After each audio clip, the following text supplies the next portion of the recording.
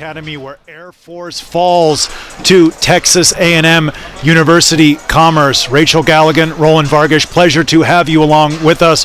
Rachel, that was a really crazy game. It struggled for rhythm, and then in the second half and overtime, it just exploded. Your thoughts about that one?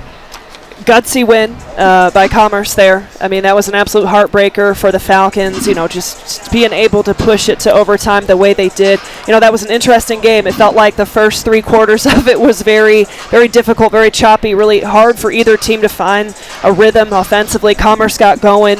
Obviously it was a great ending. Both teams found their rhythm, getting it to the rim, getting aggressive offensively, found a flow in the later part of the game, but just a few things that Air Force did. I felt like, they're in that locker room right now talking about things they wish they could have shored up, one of those being the free throw numbers.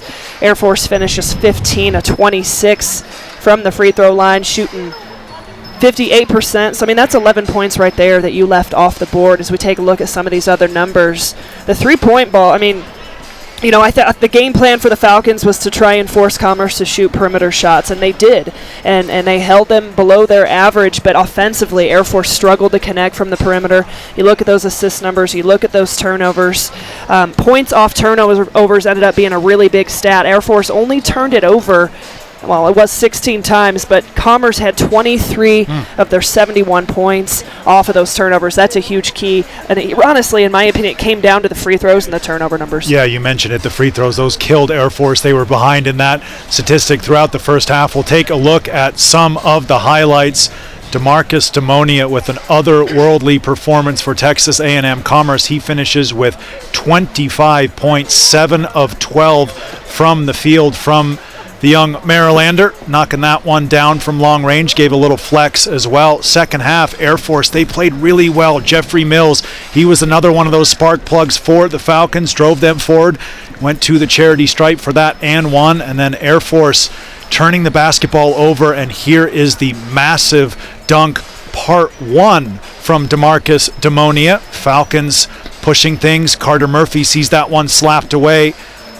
Carter Murphy gets the basketball in. That was a huge play for Air Force as it sent the Falcons to overtime, tying that one up. Stuff from Nick Jackson. And then in overtime, Air Force started with a couple of threes. You thought they were on the front foot, but it just wasn't to be. Texas A&M Commerce, they came back into this basketball game. There's the second three there from Petritis, and then DeMarcus Demonia absolutely bringing the house down. This is what sealed it, took the wind right out of Clune Arena. Just a thundering finish off of the right hand. He shows everyone he's been in the Nautilus room during the offseason as well. A top 10 play from Demonia. He was absolutely sensational. 25 for the young man. Falcons just couldn't deal with his offensive nous today. Yeah, and I think if you're the Air Force Falcons, obviously this is a heartbreaker. If you're head coach Joe Scott, there are some really big positives you can take away from this game. Again, young team playing at home, playing in an overtime game this early in the season is only going to prove to be valuable later on in the season. But I want to talk about Reedus Petritis and the freshman coming in, and I think he was a huge bright spot for the Falcons offensively, defensively, finished with a double-double, 11 points, 10 rebounds.